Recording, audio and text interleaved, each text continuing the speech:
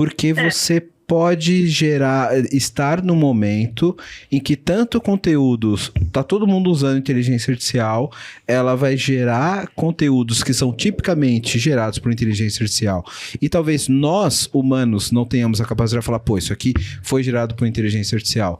Mas outra inteligência artificial sabe que foi gerado por inteligência artificial, e aí você vai utilizar prompts e insumos para treinamento de outra geração de conteúdo de outras máquinas através de outras máquinas, e isso pode gerar uma Xerox da Xerox, digamos assim. É a mentira que vira verdade.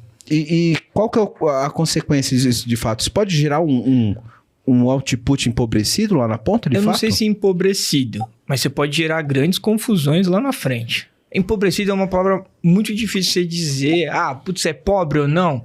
É que negócio, tá gerando tanto que era uma mentira que passa a ser verdade. E depois que ela virou verdade, aquilo é verdade e aquilo não é mais mentira. Mas, por exemplo, hoje nós estamos num momento que a gente tem humanos gerando prompts pro ChatGPT.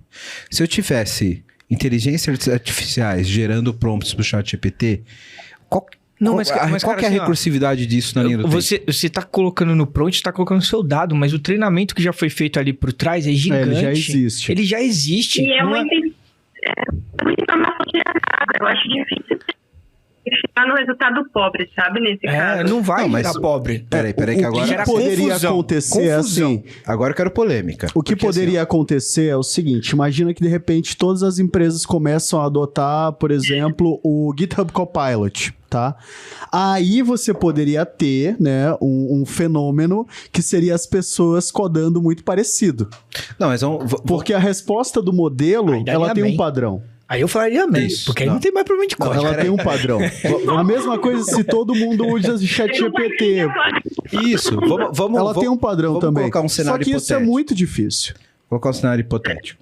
Hoje a gente tem um ChatGPT que funciona muito bem, treinado com conhecimento e com conteúdo gerado essencialmente pela mente humana. Vamos avançar 10 anos no mundo aqui, ó. Vamos para 2030, estamos 23, né? 2033. Faço ideia, cara. É uma pergunta difícil assim. Vamos para 2033. Vai acontecer muita coisa em 10 anos. A gente tem 10 anos aqui de conteúdo gerado pelo próprio ChatGPT. Se o ChatGPT fosse treinado 10 anos à frente com conteúdo gerado pela própria IA, isso poderia gerar uma recursividade de geração de conteúdo? Mas dificilmente. Pega o início do speech que o Ailton colocou aqui. A gente precisa de um negócio chamado curadoria. Porque você ainda está replicando o mesmo conteúdo humano que já existia, tá? O que nos difere, como a própria Angélica falou, é a questão da criatividade, né? Então, o uso fortuito desse conhecimento que nós temos aí da nossa visão de mundo, tá? Então, imagina que, por exemplo, os textos do ChatGPT são muito bons, mas nem de longe são textos ali que vão ganhar um acólito lá na Academia Brasileira de Letras. Mas se você pegar, teve um professor, teve um mestrando numa universidade da Filadélfia que escreveu toda a tese dele, você viu? Toda a tese dele usando o ChatGPT da versão 3, né? Nem a versão atual. Cara, o professor só pegou depois de 1 ano. E sabe qual foi a frase dele? Foi assim, estava muito bem escrito, estava muito bem colocado, todas as pontuações. O que ele se pegou depois é que parecia um adolescente escrevendo e não um mestrando. Mas é aí que ele pegou a diferença. E tem um negócio também que eu não sei se vocês já viram. Quando começou o ChatGPT, eu li que tiveram vários artigos de pessoal mandando artigo científico estavam detectando padrões parecidos. E aí começaram a ver que provavelmente era do ChatGPT. Tanto é que em eventos científicos, a maioria você não pode mais utilizar o ChatGPT somente se o seu artigo falar sobre o ChatGPT. Que aí você tá jogando no Easy, né? Eu não sei o nome, mas tem uma ferramenta, eu não sei se o próprio ChatGPT mas você coloca o texto lá e pergunta, foi o ChatGPT que a própria OpenAI. É da OpenAI. É da OpenAI. Já não falei. Mas assim, Mas o ponto é o seguinte, assim, eu concordo com esse ponto pelo uso do ChatGPT que a gente tem hoje. Inclusive, eu não vou revelar, mas tem muitos e-mails elogiados que eu mando até hoje que teve uma pontinha de ajuda. Você não viu a mina que pediu demissão? Você viu a mina que pediu demissão?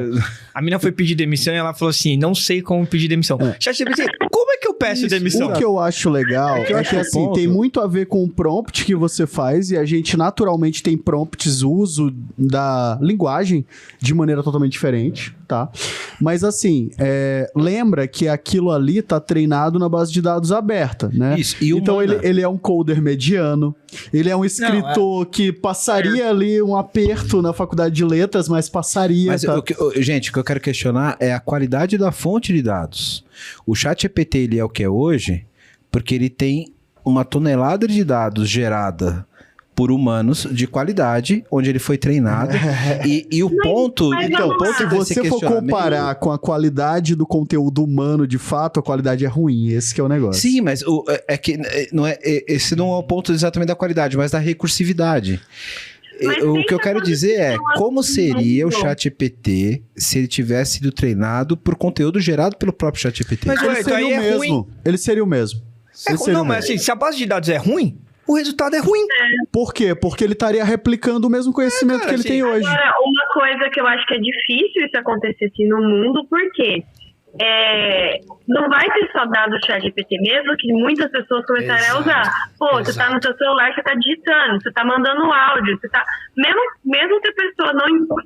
Tá girando dado. A gente tá girando dado aqui agora. E mesmo que todo mundo, de repente, resolva utilizar GitHub Copilot, ChatGPT, etc., eles ainda vão utilizar outras versões de outras empresas. Esse, pra mim, é legal. O seu ponto, pra mim, não é o problema. Não é o problema, porque eu acho que vai ter curadoria, as empresas como a OpenAI vai criar modelos e já estão criando para melhorar o dado que é o tipo... Sabe qual é o problema? O problema é você usar esses modelos pro mal. Vou te dar um exemplo, e esse exemplo, pra mim, eu vi esse exemplo, é de arrepiar. Estelionato, falsidade ideológica. Você imagina você criar um modelo com a sua voz. Não, cara, com a sua voz. Como que é o fake... Deepfake. Deepfake. Mas assim, o cara criou com a sua voz. Aí você para e pensa... Cara, o cara cria com a sua voz, liga pra alguém com a sua voz e faz o que quer. Cara, pede uma transferência. Pede uma transferência. Sim. Esse é o problema. Então, assim... Já rolou. Não, tá rolando. Tá rolando bastante. Então, assim, o problema da massa de dados, só para fechar sobre o dado sintético, por que ela começou? Por exemplo, a Angélica falou bastante. Porque a gente não tem massa de dados direito para gerar nenhum modelo. E, em média, a gente pena muito para ter massa de dados para criar. Então, a galera começou a desenvolver a parte da base de dados sintética.